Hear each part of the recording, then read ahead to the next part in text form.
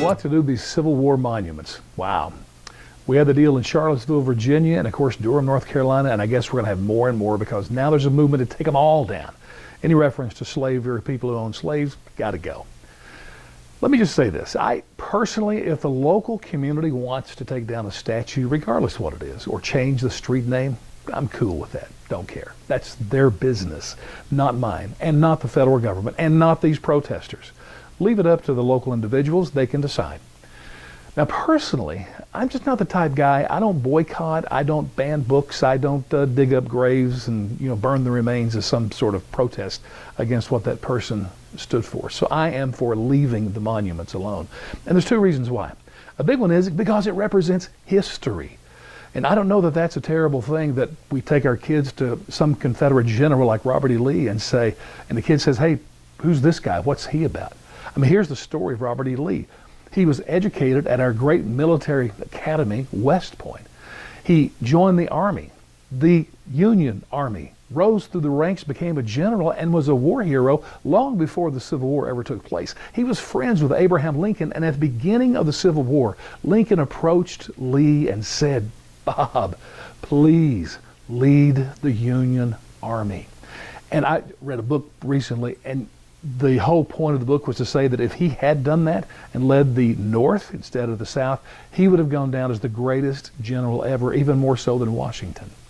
But he was a Virginian, and Richmond, Virginia was the capital of the Confederacy, and they too approached him because he was the greatest general of the country.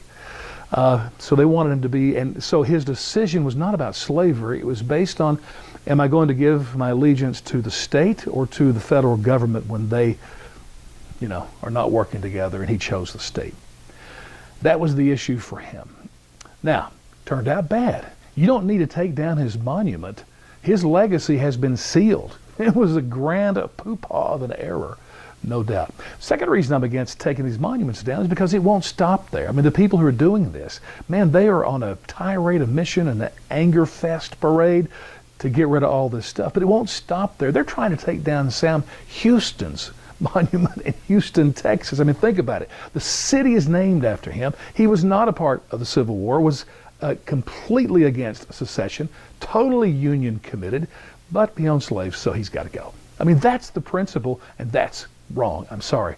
The totality of a person back then was not because they owned slaves. There's much more to their life. That's my point.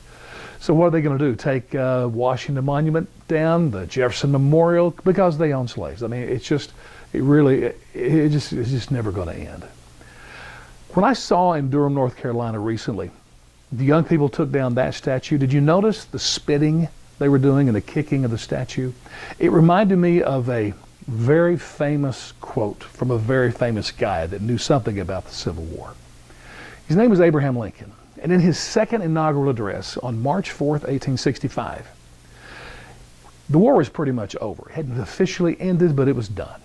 He could have taken that opportunity to have blasted the South.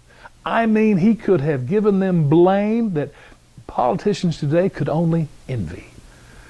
He didn't blame anybody for anything. He only talked about the suffering and the pain, the cost to both sides, and what it's going to take for everybody to be reconciled as one again. And he ended that speech with his famous quote. He said, "Malice for none and charity to all." When I saw those young people spitting on that statue, the only word I could think of was malice. No charity there. And even after the Civil War was over with, which, by the way, 1 month after his second inaugural address is when Lee surrendered to Grant at Appomattox. A week later, Lincoln was dead. But on Christmas Day, 1868, amnesty was granted to all the Southerners, all the people that fought in the war, generals, everybody. In other words, forgiveness. The nation forgave them, and they established relationship. They allowed the citizenship again. They allowed the Southerners to pledge allegiance and come back into full relationship with the nation, and Reconstruction began.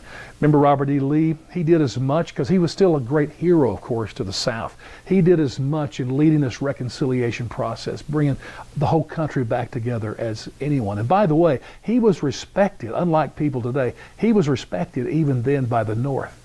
There's a great story told when he surrendered at Appomattox, and he made his way back to where his wife was in Richmond, Virginia. Along the way, he passed Union soldiers, and they saluted him because they knew he was a great general. But I just want to say to the protesters, hey, Lincoln led the way in the Civil War. I mean, he's the hero of the freedom from slavery. But he led the way with words like reconciliation, charity, forgiveness. And he welcomed those Southerners back into restoration as citizens. How about we try that for a while? You know, think about the words reconciliation, forgiveness, charity. Might go a long way right now.